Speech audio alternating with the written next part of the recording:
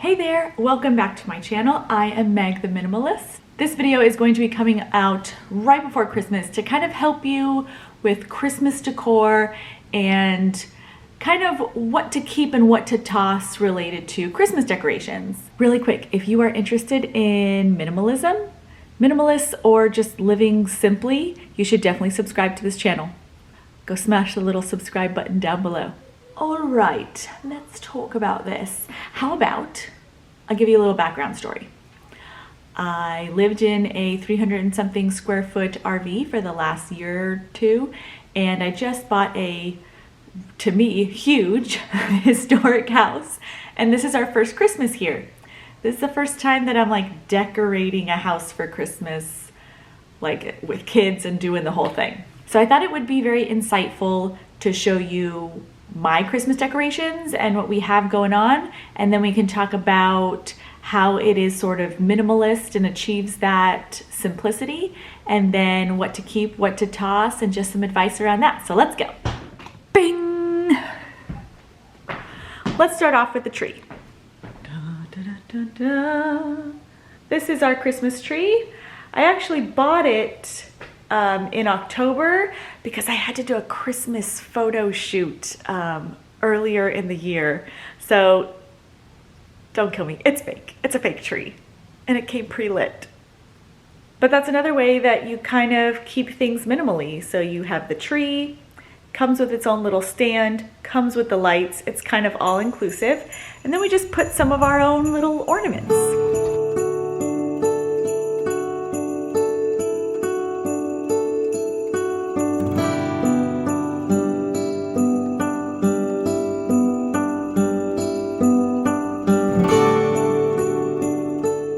There's one other place inside the house that has Christmas decorations. Do you want to guess it? Yep, it's the fireplace. So this is the fireplace now.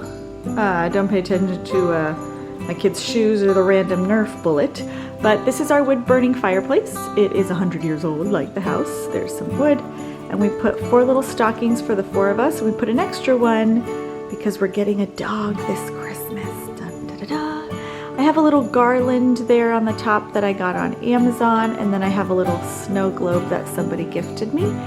But everything I got off Amazon, and if you want, I can put links to it below. And that's pretty much all the Christmas decorations that are in here. Because this is the first time we have like a house with the kids, we had to decorate outside. So let me show you that. Maybe I should wait till nighttime. Yeah.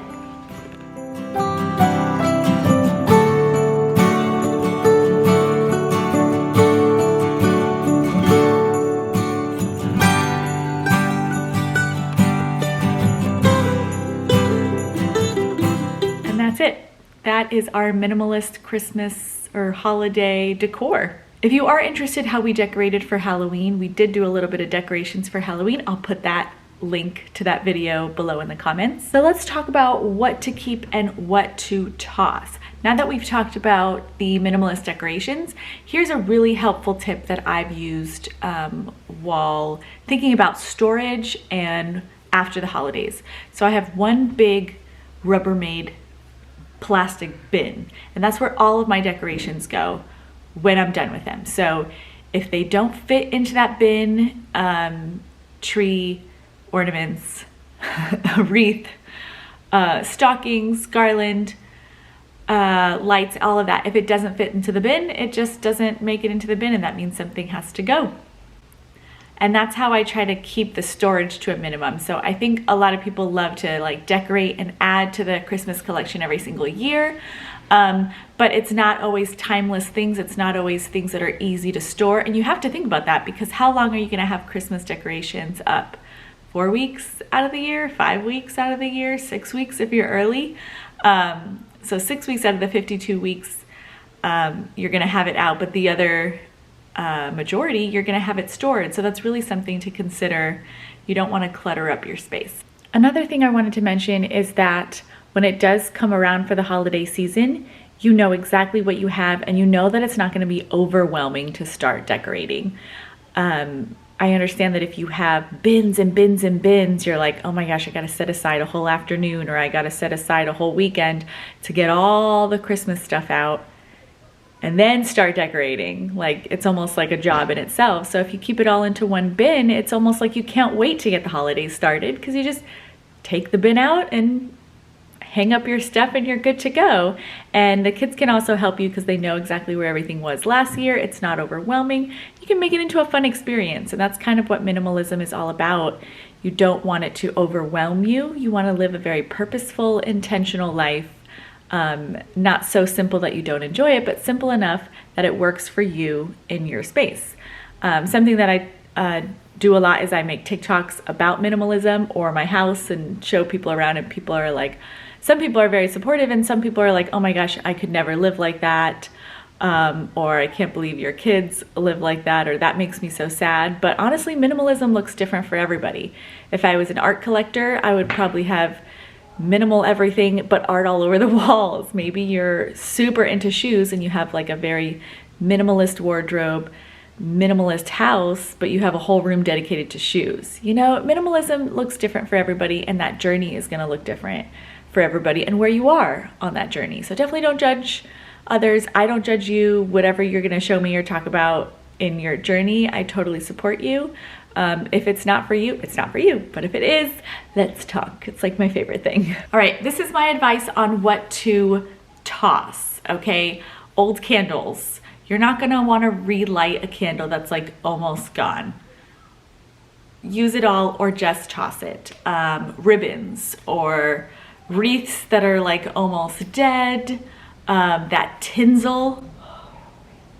That silver tinsel that's like all over the thing and gets into your soul and gets everywhere and gets stuck to you like glitter. But if you have it, get rid of it. Do not save it for next year. Side note, Christmas decorations can be very expensive, and if you can donate some of your extra stuff that you know you're not going to use in your current home to Goodwill or to your local foster home support company or to police stations or things like that, I really encourage you to do so, because some of these organizations don't always have the budget or funds to just decorate for Christmas. And I think it's really great if you could donate it, and then someone in need can kind of get it at a lower price and have a very magical season. I do want to touch on gifts a little bit. I made a video last week all about clutter-free gift ideas, or a minimalist gift guide, and I have a bunch of ideas on gifts that you can give that won't clutter up someone else's house. So there's 5 categories of different clutter-free gift ideas that I have. Experiences, memberships, consumables, classes, something that'll save somebody time. There's all sorts of gift ideas that you can get people that are not super pricey, but also do not clutter up their space. So definitely check out that video. I'll put a link below in the description. I also have a great blog post all about it if you would rather read it and look at pictures. Really quick, I wanted to mention, now that we're talking about gifts, if you have an issue with a family member, or maybe it's grandparents, getting your kids toys and gifts and things all the time, here's my advice. Have an honest conversation with them. Try to help them understand your minimalist new lifestyle or minimalist mindset. Send them some of my blog posts if they need like some clarification on what they might not understand. Number 2, if you do not want the gifts to come into your house, just take it right back to them. That's what I used to do. They're like, look at this gift we got so-and-so. Oh, that's nice. It's gonna live here now. They're gonna buy a lot less gifts. Don't forget to find me on my blog, megfort.com. I've got a ton of minimalist ideas and inspiration, as well as travel inspiration and mom advice and just some honest conversations about life. So please check that out. And don't forget, I'm on social media too. You can find me on Instagram. Instagram is where all the pretty pictures are. Facebook is where I just recycle other content over there. It's kind of like the billboard that I just advertise other stuff on. And then I also have a Twitter, which is very neglected. And I also have a TikTok. I post every single day on TikTok, Minimalist tips and just hilarious, fun ideas. And I have conversations with you guys. I make reaction videos to comments and things like that so we can kind of continue the conversation. I also have a Pinterest. If you want to see things all made up in a little pretty pin, you can do that too. I'll put links to all my social media down below, and I would love to hear your thoughts on being a minimalist and still celebrating the holidays with full joy and experience, but without the stress and anxiety. I hope you have a wonderful and happy holiday. I can't wait for 2020 to be over. Let's go. So thank you so much for watching. Please don't forget to like this video if you made it this far. If you like minimalist stuff and you want inspiration or you're just interested, click the little notification bell and then you get a little notification every time I come out with a new video, which is every single Friday. And don't forget to subscribe to the whole entire channel so you can just consume more. And don't forget to make video requests. I love to make videos about what you are interested in, or maybe what you're struggling with, or what you want to know about, or maybe there's something in my house that you want to see and get a better tour of. Go ahead and please leave it in the comments. Thank you so much, and I will see you next time. Bye.